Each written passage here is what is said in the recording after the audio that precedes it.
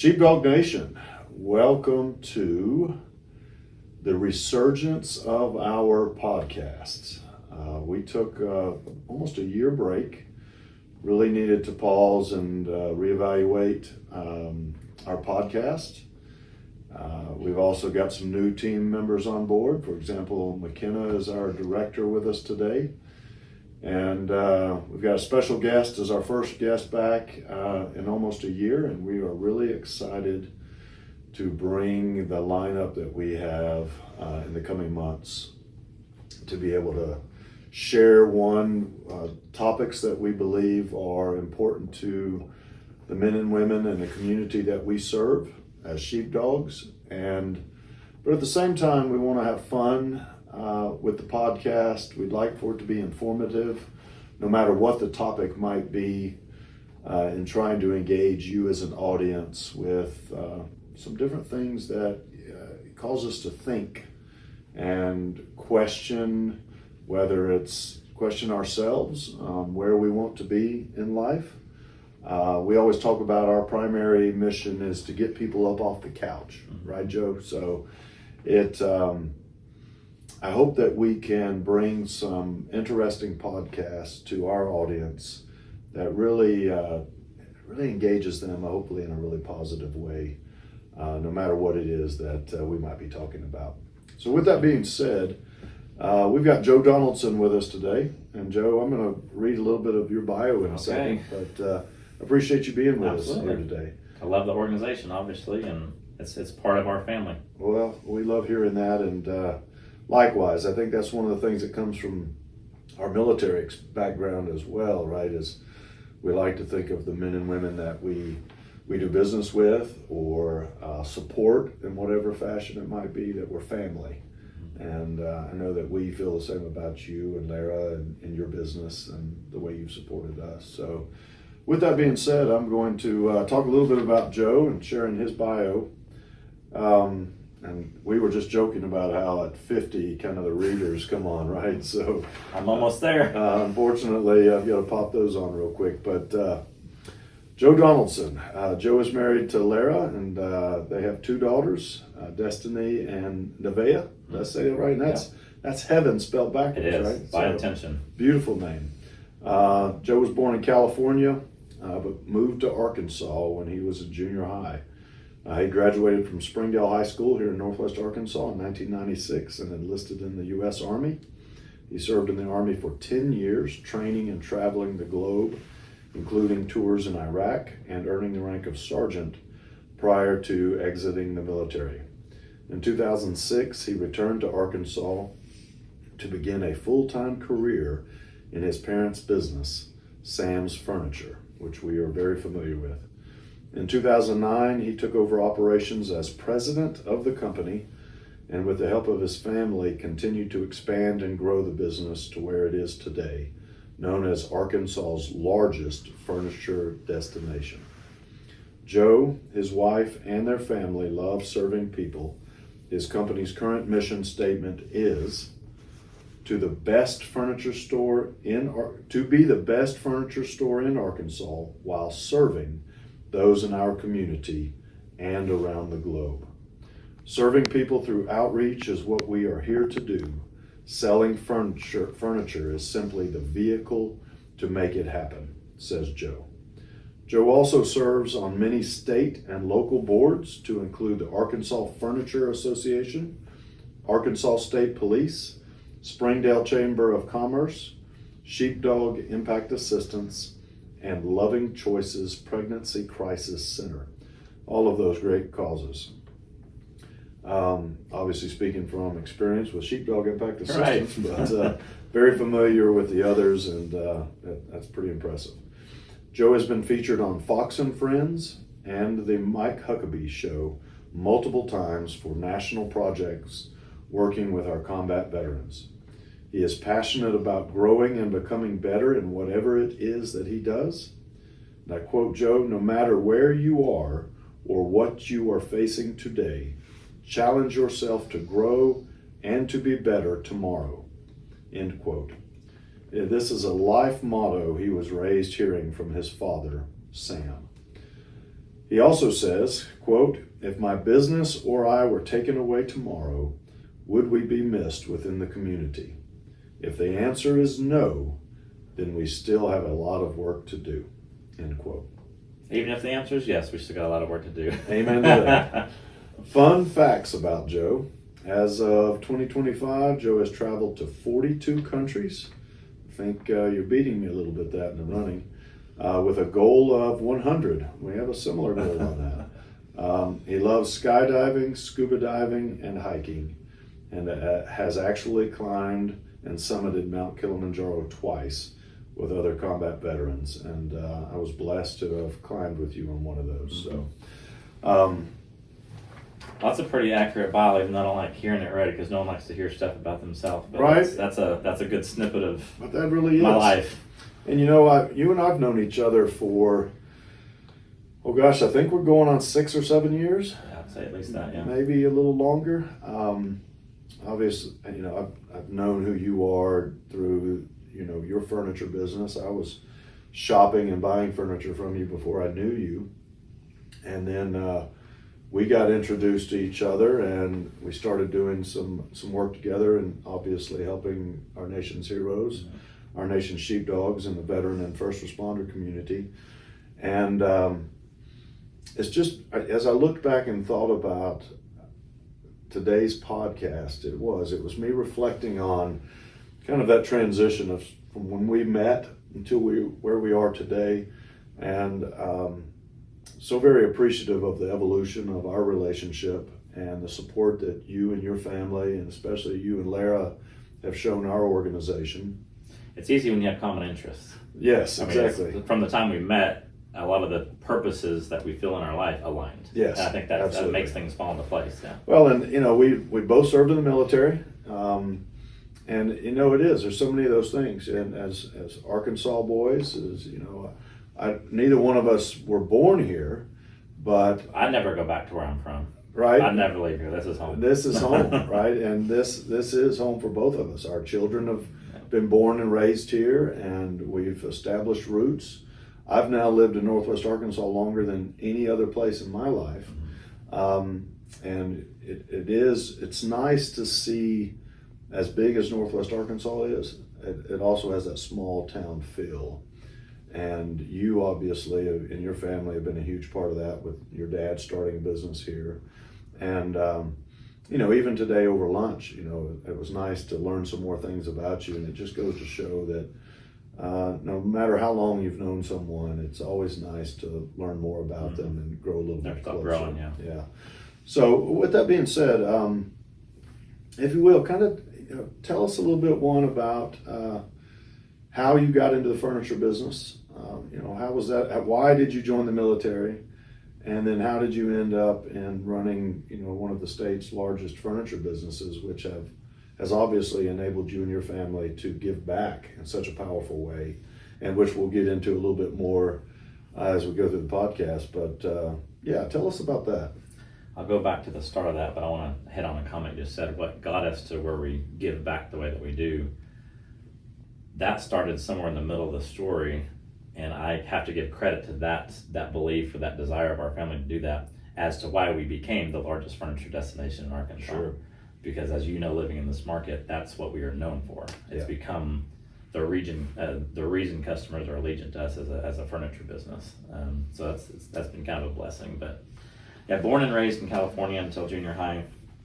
I was homeschooled all the way up until high school, actually. Wow. So, you know, growing up in Southern California, even in the 80s, yeah, it's California, and so my parents thought it'd be, you know, better to homeschool us. So me and my little sister were homeschooled, and so with my dad being a corporate VP for a company called Long's Drug Stores, which is now CVS, and he was running basically all the California stores. So he was over hundreds of stores, thousands of employees, a very business oriented guy. Now he did serve 4 years in the Navy, but that was kind of just something that he did. Got out. I wouldn't call him a lifelong military man. He was a businessman for sure.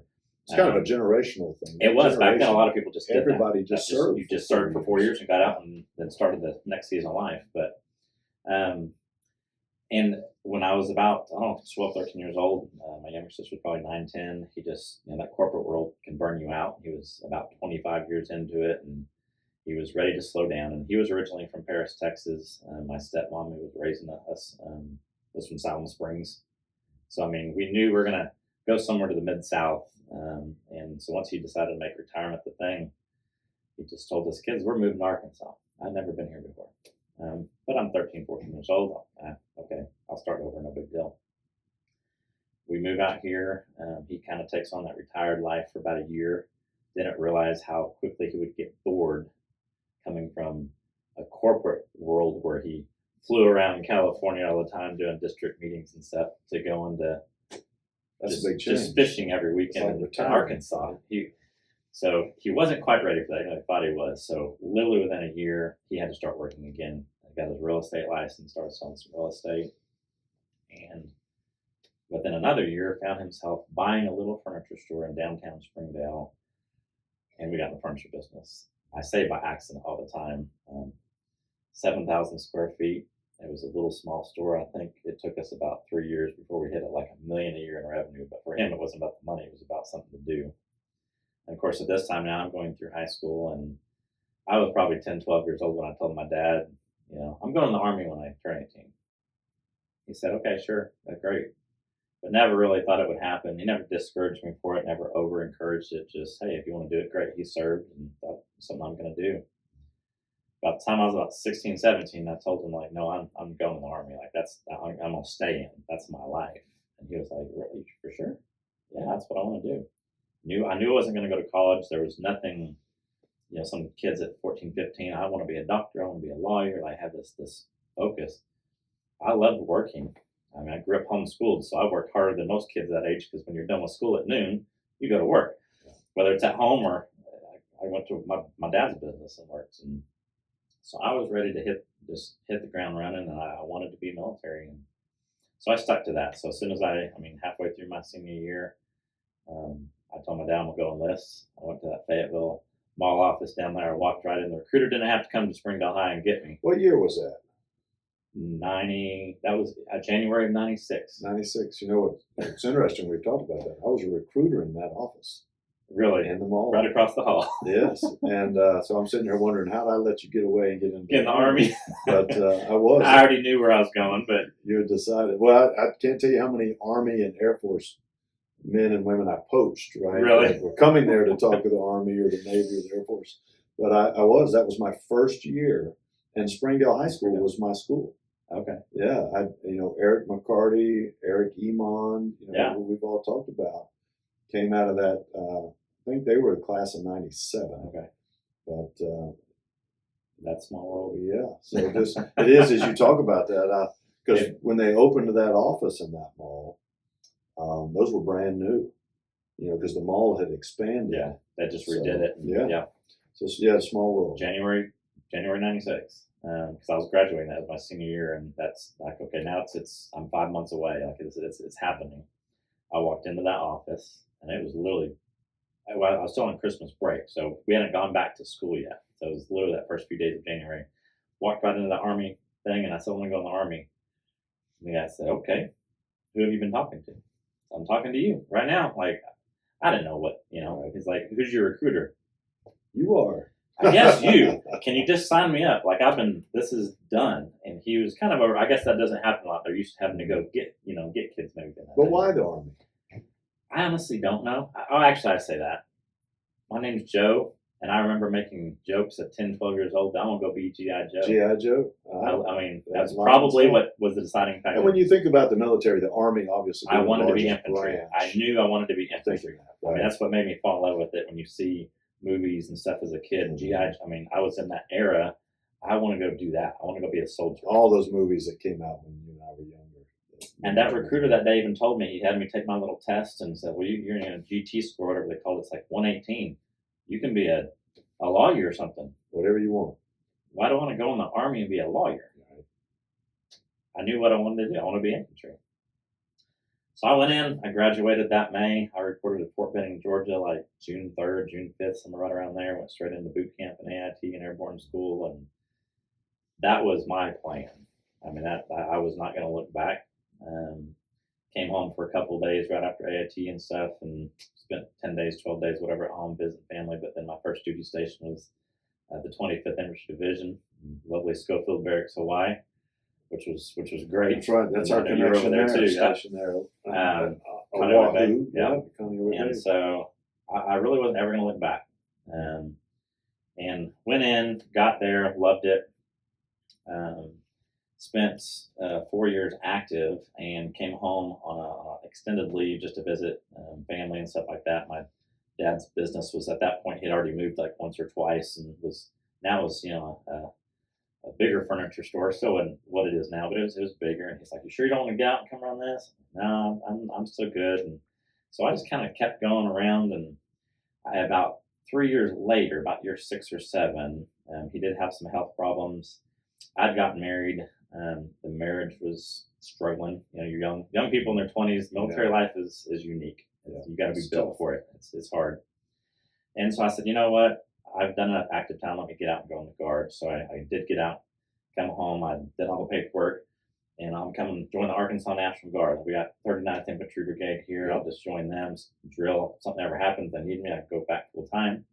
Little did I know, September 11th was literally months around the corner. And so came home, transitioned into the Guard. Within 5 months, September 11th happened. Within 5 more months after that, the 39th Brigade gets activated, and so I would start going. And so got deployed, went over there, came back after that one, had I don't know, about 6 months I think was the in-between time. Decided to stay active, so I actually went back and got myself enlisted back active with the 25th. And because they were doing the same thing I think they did with you, so they were pulling people back into active because they already had the line of people.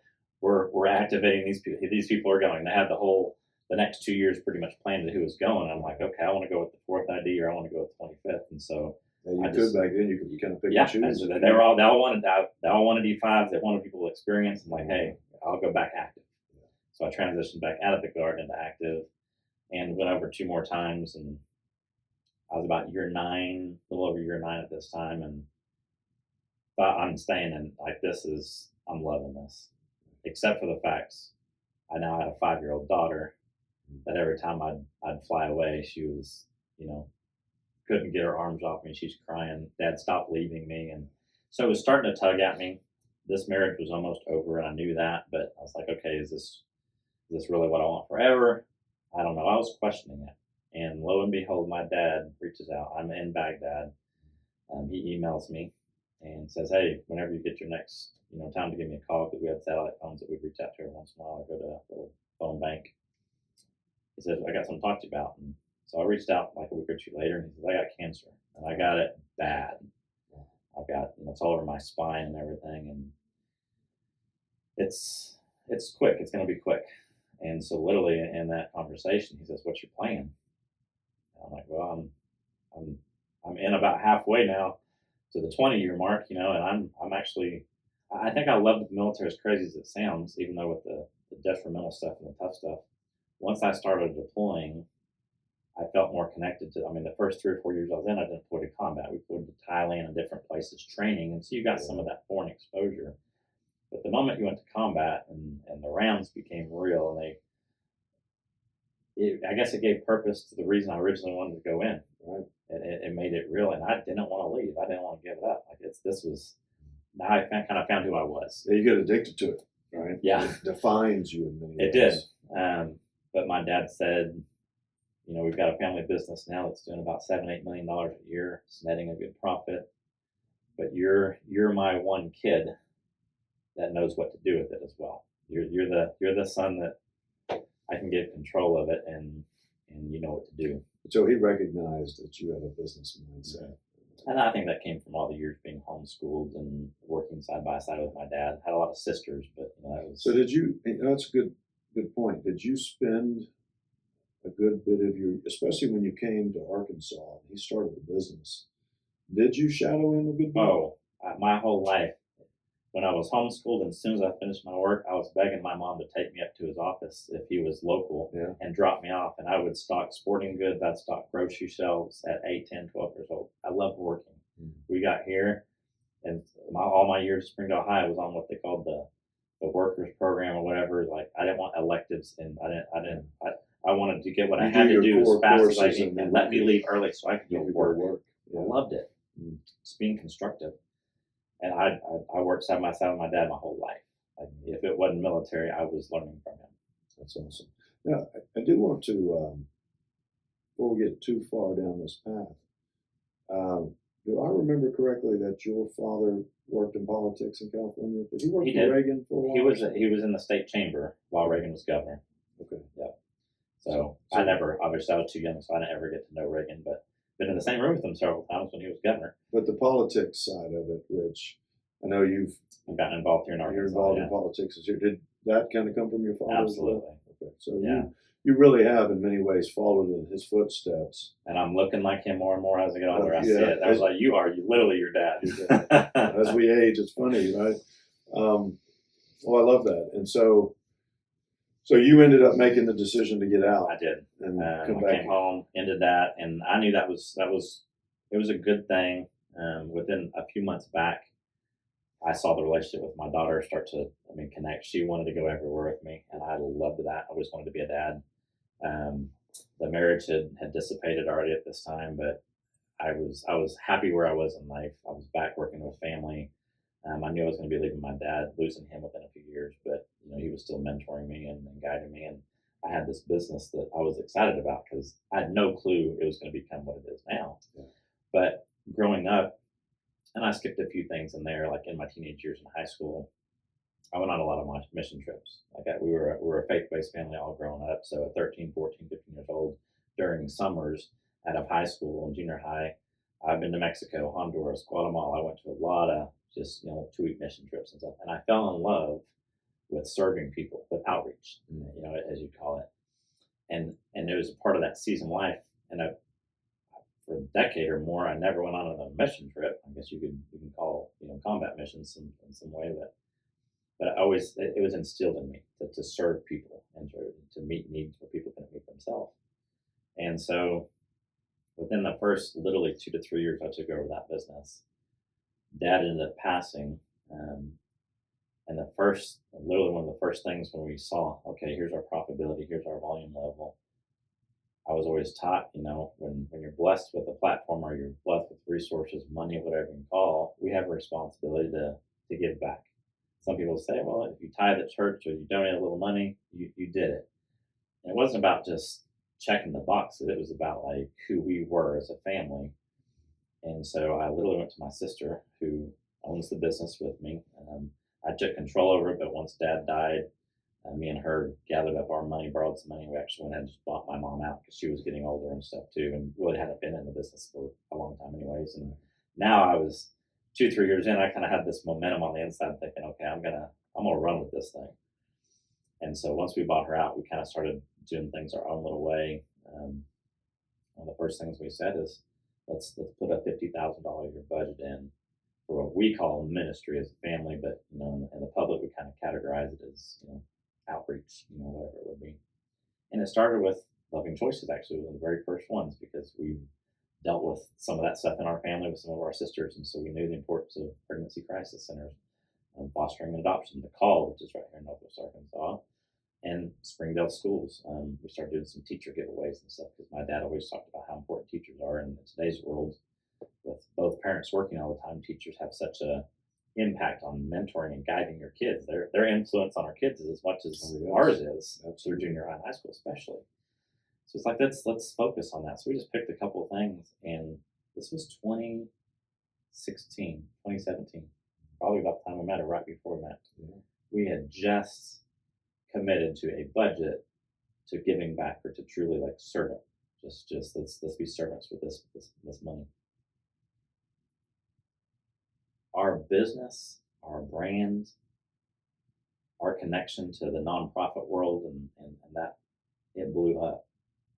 The second year, we looked at our growth of our business that year and the profitability.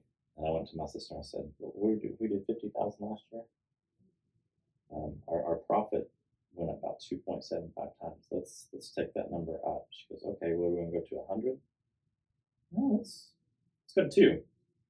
Second year, we put in a $200,000 budget in this little family business. Yeah. And we're not just writing checks, but to go actually get involved with the organizations that we're supporting. Not to spend a whole lot of time on the next 8 years, but to where we're at right now. Now we're spending $500,000 to $700,000 a year. Basically, my full-time job and Lara's full-time job is community outreach and building relationships and partners with our community, nonprofits, and now we have 2 or 3 international ones that we're taking teams to Africa, to South America, to Vietnam once to twice each every year to do projects from building a single mom in Honduras a house to delivering a couple hundred wheelchairs in Vietnam, taking combat veterans and law enforcement officers and EMTs that have suffered from PTSD and the dramatic things they've dealt with, and taking them and climbing a big mountain to hopefully let them leave something on the mountain and they can come back and say, okay, now I have a revived spirit and I can move forward better with myself, with my family, with whatever issues they're having.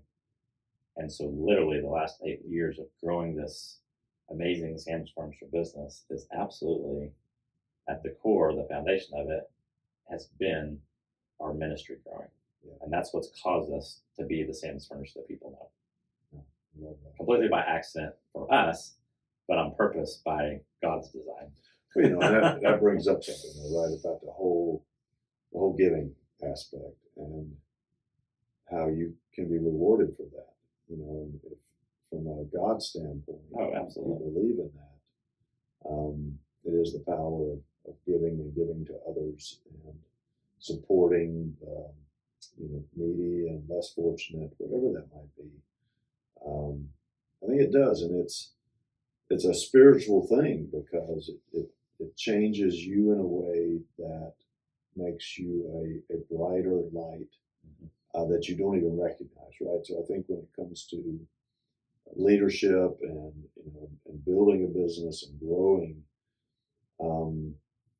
there's so many layers to that on how it impacts you as an individual, and then how that in return, the ripple effect, impacts the people you're working with and the people you're selling to that you come in contact with from a business standpoint. And I think, obviously they see that and they want to do business with someone who gives back. Me and Lara get stopped in Walmart or at the gas station all the time. And 8 or 10 years ago, it was like, hey, you're the guy on the commercial when we started doing funny commercials when we first started. Yeah.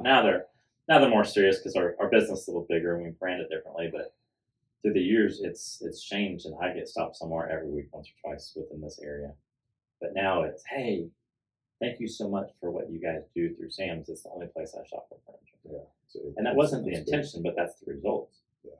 You said something a while ago about speaking about God or Christianity or religion. Some people believe it, some people don't. And I've had a lot of people come to us over the years, and we've had some kind of questions that, because you're a Christian business, do you do that because you're a Christian business? And I said, let's leave the Christian thing out of it. When it comes to what we're doing it because we feel as Christians, yes, maybe, that we're supposed to love people, serve people. Like, there's a lot of people who do not have the means to do it themselves, so that we've been given, by whatever means you want to believe in or not believe in, the opportunity, the talent. Our business has flourished. That's what human nature is. We're all supposed to help each other.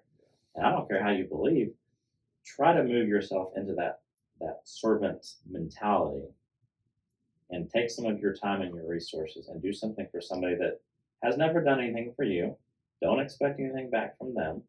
Do it for because I'm asking you to. Just try it and see what happens to you. Do it because you can, right? Yeah. And see what happens to you. It's amazing because I've seen some very non-spiritual, non-God believing people. We've taken some on our trips. We don't discriminate against anybody. We've brought community people from all over this area that believe opposite. We've taken some atheists. We've taken it's amazing because they come on these service trips and they say, I thought this was going to be a lot different. I thought it was going to be like praying this and this and that. I said, no, we're just coming to love on people. Yeah. And they come back and they said, that was fun. I feel better. Can I go on the next one? Yeah, you can. Because we are designed as humans. We want to be loved. We want to be appreciated. We want to be, when you go start just loving on people for no reason at all besides that they need it and you have the resources to do it, it will change something inside of you. It's just helping, right? And And it's the reason we do furniture now. I've had the opportunity to sell our business out to some of the big ones for lots of money. But we sat down. That would impact your ability to give the way Yes. you want. Then it's done. Our Yeah. business brand would change because the first thing they're going to come in and do is look at our books and they're going to wipe out that budget because it doesn't make money. No, but it changes people. Yeah. Well, and that's the part I think so many miss is your giving nature is what's helped grow the business. Right. So they're going to take advantage of a business you've built off of your philanthropic side and eliminate that, which we've seen in so many instances in other businesses. And then the business is never the same again. Yeah, and but I do. It's that helping others, and it made me obviously pause and think about our motto as an organization is helping others as a way of life. Mm-hmm. And I love that. and how important that is. And in some ways, it has to be. It's got to be a way of life. It has to be, how you approach, and it's got to be for the right reasons, right? It's not. I'm giving because I want to see it grow my business. Right. That was just an after effect of where you were at. So, on that note, let's pause for a moment. We're going to do a little bit of I'll call it a commercial break where we just say thank you to one of our supporters that makes this possible.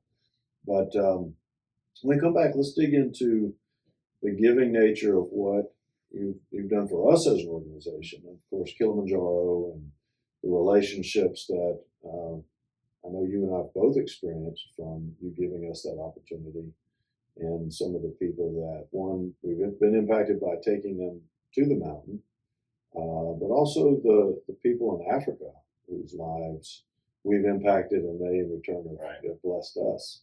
So on that note, Sheepdog Nation, we will be right back.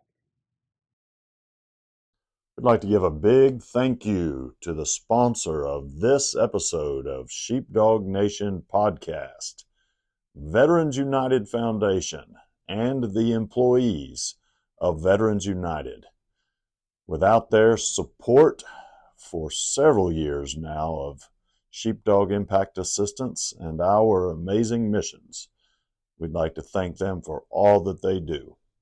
Check them out, Veterans United and Veterans United Foundation. All right, we are back. And it feels good for us to be doing our podcast again. And I'm excited, that Joe, you're kind of kicking that off for us. And I say that, because of our background, and we've talked about, y'all's philanthropic nature. One is you as an individual, your family, and your business, and how all of that ties in for y'all. And I know it's impacted you directly as an individual, but what's nice is for us as an organization to be able to share the impact. And as I look at, I think one of the challenges is this is where I'm going to stay on topic, but I'm going off in a way that sometimes catches me off guard because as the head of a nonprofit, as a CEO and founder of Sheepdog Impact Assistance, it's heavy sometimes when you're working so hard to help people. And you want to help everyone, right? And you want it to be a positive outcome. And the hard sometimes is realizing that you cannot help everyone, no matter how hard you try. Even when I say you can't help everyone, even the people you help, sometimes you don't make the difference that you want to, right? You offer opportunities to give back through disaster missions and get them off the couch and experience an amazing outdoor adventure. You enable them to go through your mental wellness program and warrior path. And so I'm speaking about us as an organization. And you want to think that every person who you interact with or come in contact with is going to benefit. Okay, now, and maybe in some ways everyone does, but they don't all embrace it. They don't embrace it. Not everybody wants to be served. And I think it's hard to take sometimes when you're the one trying to lead that charge and you're saying, yes, here's the purpose. I created this thing to do this. But some people don't want to grow. Some people don't want to change. They don't want to change. Running a business is the same thing as a nonprofit. I want everybody. I'll open as many stores as I can get managers trained, Mm-hmm. and I've got people with potential. And I say, here's the blueprint. There's an opportunity. Here's the blueprint. You can run your own store in 3 years. I'll build another one. It's yours. Yeah. They don't want to go through the process. They don't want to put in the work. It's the work, and I think that's the key word when we talk about becoming a better person. You have to work at it, Mm-hmm. right? If you want to be different, if you want to be better, it's just like, changing your body. You've got to put in the work. You got to Right. change your diet. You've got to work out. You've got to do the things. Well, your mind is the same way. And if your mind is in a bad place, there is no magic pill that's going to fix it, right? And so you got to do the work. And so we offer, as an organization, things that are designed to help you mentally. I get you off the couch, which is when someone asks. There. Yes, it starts there. Someone goes, well, we talk about it as a staff all the time. What type of organization are you? We're not a disaster relief organization. We're not an outdoor adventure organization. We're not a mental wellness organization. We are a get you off the couch organization, right?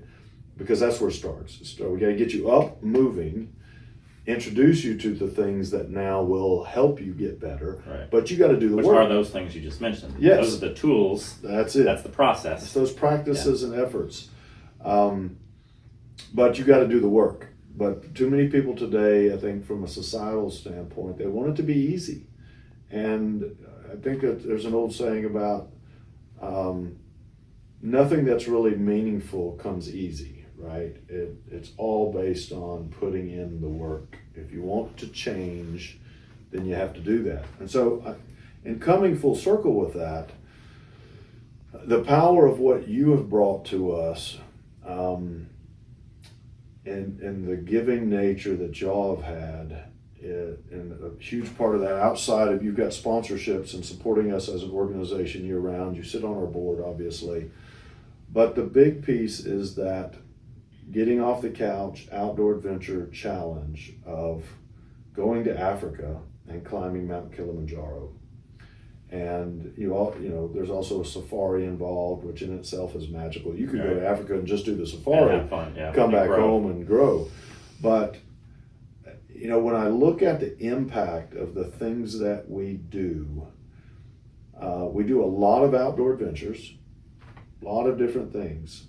But the two that always stand out to me the most on having the greatest impact, because I think of the power of the great outdoors, is our annual Yellowstone trip, where we take individuals to Yellowstone. And you think about the power of Yellowstone National Park. The experience. That experience. Camaraderie, yeah. All of it that comes together. That, and then Kilimanjaro. And there's a lot of other stuff in between those two that we do that is exciting and powerful, but it's hard to rival what you get with Yellowstone and Kilimanjaro.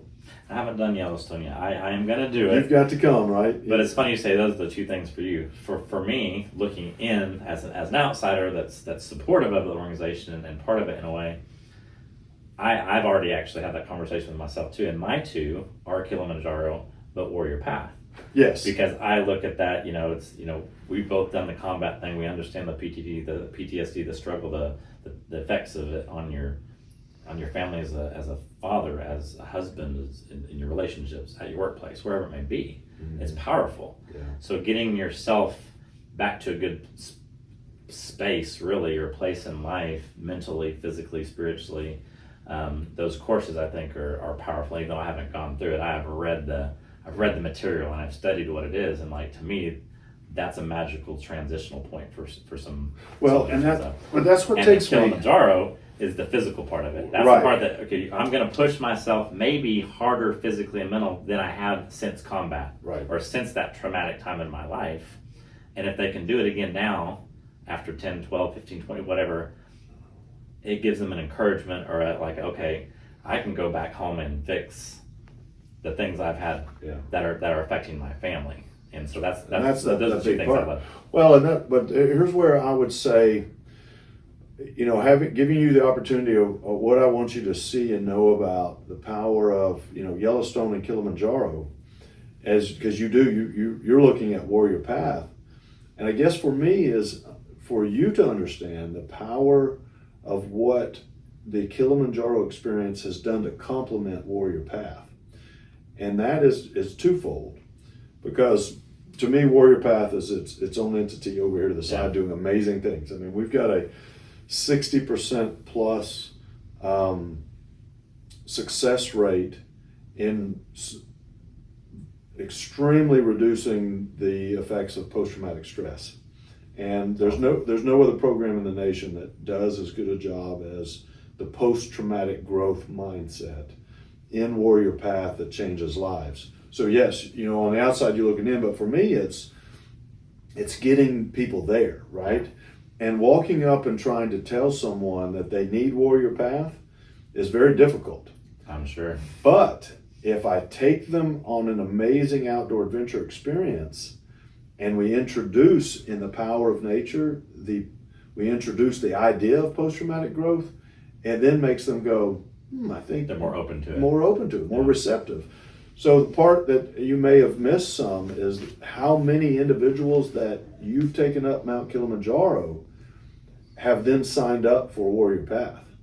They've already taken themselves spiritually or mentally to another level. They said, okay, I actually still have purpose. They're open to it. I want to keep growing. Yes. Yeah. And so Yellowstone is very powerful that way as well.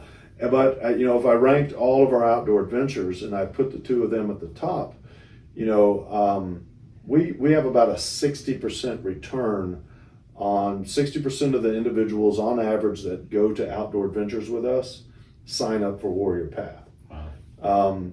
When it comes to Yellowstone and Kilimanjaro, we're at about 85%, right? If I just look at which of our top are there.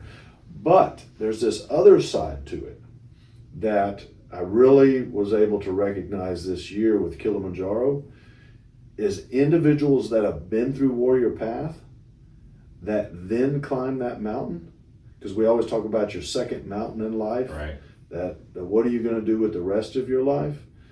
I've interacted with individuals that have been through Warrior Path and then climbed Kili, and they all come back and say the same thing, that those were the two most pivotal points in their lives that made them truly appreciate so many aspects of their lives and or encourage them to change parts of their lives and for the better. So I say that to you to, share with us a little bit why Kilimanjaro, and how has it impacted your life and what you've seen. And that was so for me to share with you on my experience that you may not have known about when I look at the numbers of how many that go up Kili go to Warrior Path and how many that have gone to Warrior Path that then go up Kili, that truly is such a powerful experience for them. Well, that's the real reason it was created. And I think I may have told you this story before, but it was, we've addressed, and I had the veterans event going on for a couple of years that you had came to that we started to put on. And of course it was right at COVID, and COVID changed galas. It's made it more difficult. But the reason I created that veterans event that we had created was literally because we were trying to, me and my family and Larry were trying to think of how do we address the growing PTSD that we're seeing within veterans and first responders, and the suicide rate among combat veterans, because it just kept going up. And honestly, for a while, there's like, let's just hold a fundraiser and let's just raise money and give it to sheepdog and people that are doing it. And that was simple. And so we did that for a couple of years. But then you just, like I said earlier, I don't want to be just a person writing a check. I want to do something that's truly impactful. And so me and Larry were literally climbing a mountain, not Kili, but we were out hiking.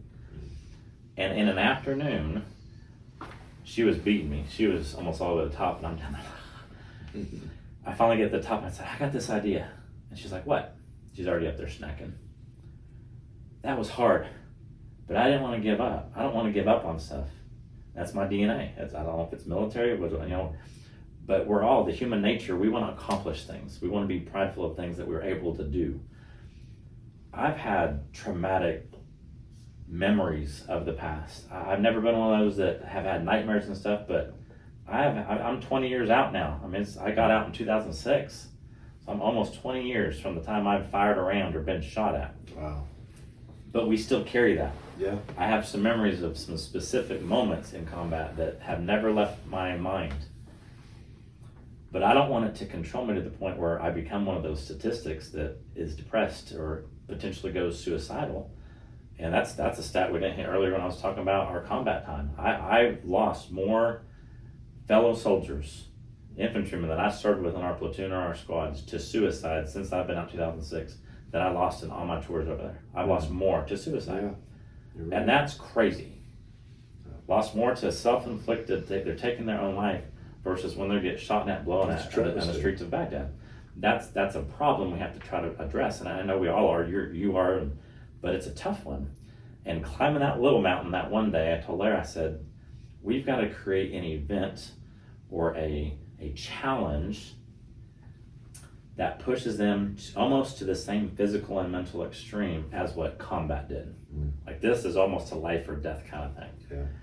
And in a 30-minute conversation, sitting on top of a little pinnacle mountain down here in Arkansas, eating our snacks, drinking water, we said, let's plan an event that takes combat vets up Kilimanjaro. And we said, okay, let's just do it. And within about 30 days of us coming home, we planned the first one, and I reached out to you and I said, let's do this.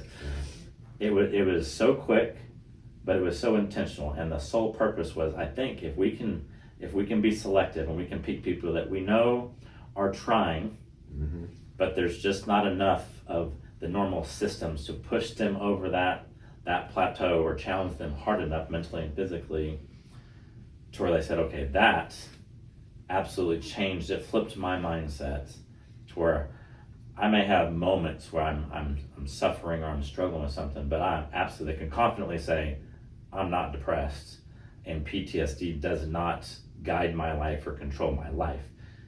If there's something that can get people to that level, it's making them spend 6 to 8 days on a mountain, physically tiring, they're not eating the food they want, and sure enough, of all summit night, 10, 12, 14 hours, whatever, climbing to that summit, you're cold, you're tired, you're crampy, it's not comfortable. Yeah, that's you know that. It's not comfortable. I don't think that's the right. But we knew that's what that could do. Yeah. I didn't know how many would actually summit. I didn't know if I could summit, but I knew if we pushed ourselves to do something like that, it would have the pinnacle effect to any of the programs that you would have or the other veteran organizations that we've been a part of in sport that could have. It kind of wraps all that up and puts it all together in one event. And sure enough, after 4 climbs now, the 2 that I were on, the conversations I've had with some of those, and you selected some great ones to go on those climbs. One of the biggest, baddest boys we had on one of those climbs comes down at the end of it and falls to his one knee in his prosthetic and starts crying and says, wow. And a year later, he texts me, he says, call me. And so I called him. He says, I just spent the day with my daughter, who he had been having issues with in his family, his marriage, and not seeing his kids much. So he goes, I just spent an awesome day with my daughter. He goes, I don't want to give up on anything anymore. One simple climb, one difficult climb, but one that event. Adversity really kind of challenged his mind. Yeah. And so I thought, I wish it wasn't such an expensive journey so we could take more people on it. But that's, if we're selective with the ones that we know that can hopefully truly benefit from that. And if we're taking 6, 8, 10 a year, whatever it is each year, hopefully the impact it has on them not only changes their life, but now they become other servant leaders, and then they start to reach out to people. And I've seen that, and I've seen it, heard it. It's a powerful testament to where that has taken us, right? And it is, and that's why I kind of say, Yellowstone is in that mix, because it's not, Yellowstone's nothing like Kilimanjaro from a challenging standpoint, but the power of that place. Right. And I look at that as Africa. It's almost like a spiritual feeling. Yes, I think like both of them are very spiritual. And, and there are other things that we do that, are challenging and push, whether it's running a Spartan race or, getting someone to jump out of an airplane for the first time, whatever that might be. But yes, I think what Kili really brings to that fight is the spiritual aspect of it and the physical and mental challenge it then presents. And you tie all that together, and it's life changing. It's unique, right? And it's not for everyone. I mean, I'm not going to sit here and say everybody needs to climb Kilimanjaro, because not everybody can for a lot of different reasons. But yeah, to look and see the impact that you've had on us as an organization, and to watch and see how it's impacted those individuals, it's powerful, and something I know that you should take a lot of pride in, and that your family and the business in itself and how it supports that effort for us is pretty powerful. So Happy to hear that, for sure. yeah, it's one of those things that I do. I'm excited to continue to see us grow it, but it's that ripple effect, I think, is what's most important as we continue to analyze it. I want to go back just a little bit, kind of to your furniture business for a few minutes, and what's one of the most unique things that you have learned that you didn't expect, or you find to be challenging or unique when it comes to the furniture business? Is there a potential for the opportunity that you've had to travel the world, or what would you say has been one of the most rewarding things outside of the philanthropic side, Right. or one of those more interesting aspects of the furniture business that you find unique? I know we're getting close to the end of our time, but I actually have two, so I'll make them both quick. One is the traveling. Since I was a kid, I've loved seeing new things and experiencing new things, and obviously the military took me around the world. So now at our size that our foundation got to, as being the biggest furniture store in the area, now we get to go to Asia, go to India, and go to Europe and buy direct. And so it's kind of fueled some of those personal passions that our family enjoys, and at the same time making our business more stable and more profitable so we can do more work. So that's definitely been a cool aspect of the growth that we've been blessed with. But the bigger thing, I think the more important one is, which helps with our true mission of growing the business and involving ourselves in that servant leadership and nonprofit community outreach, whatever you call it, world, is the growing people. I wouldn't have seen our business as being a small family business that is really good at growing young leaders, but it turns out we are. And I think that stemmed from our heart for people and for doing outreach. Well, you turn that inward toward your little building with 100, 125 people in it, and we have some 20, 22, 24-year-olds that came right out of high school that came to work for us, like, I don't know what I want to do with my life. Well, don't rush into college, don't rush anything. While you're here, we'll just teach you what real life is like. And it's not about always, you have to work hard, you have to grow and progress, but we teach them how to work and lead people with a character that's based on servant leadership. It's not just management seminars, management meetings. All our meetings and all our growth, everything is derived on saying yes. What can I do for you? Don't worry about what you need. If you do enough things for other people, your needs will get met. Yeah. So whether it's your coworkers, the people in your department, the customers walking through the front door, take everything that we're trying to teach you how to do in running this business and take it with that servant leadership approach. And if I had the funding right now to build 10 more big stores, I've got the people that can run those. And it blows me away that we've been able to create that. It's pretty exciting. But that's part of the DNA of our culture, and that servant mindset that's done that. Well, I love hearing that. And that, maybe there's a young man or woman out there that listens to this podcast that might come to work for you and take you up on those challenges. So, well, I've certainly enjoyed today, and I appreciate you. I think about our podcast, and there's some other things that now come to mind that maybe I can have you back. One, as we invest more in some of the things that we're doing as an organization, and how you've helped us with that, and your leadership on our board, et cetera, is obviously very appreciated. But we're going to do one of our upcoming podcasts is specifically with men and women that have climbed Kili. Oh, awesome. We're going to do a roundtable where we're going to come in and we're going to talk about their experiences. That'll be cool. And obviously, you're going to be brought up a good bit in that.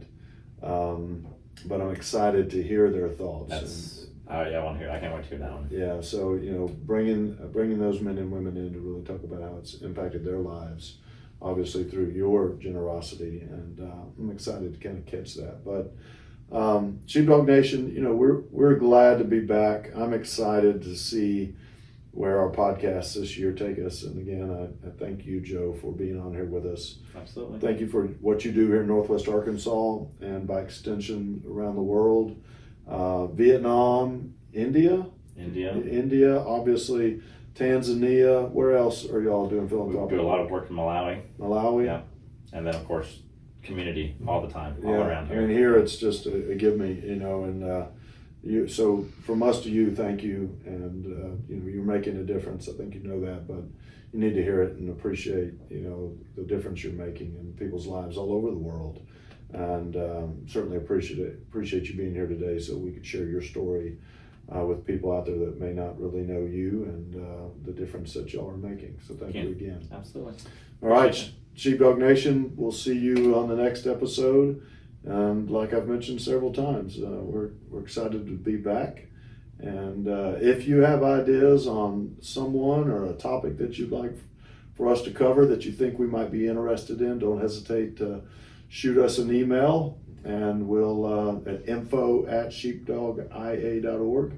And we hope you enjoy this podcast as much as I've enjoyed doing it with Joe here today. So, thank you. All right. Thanks again, everyone.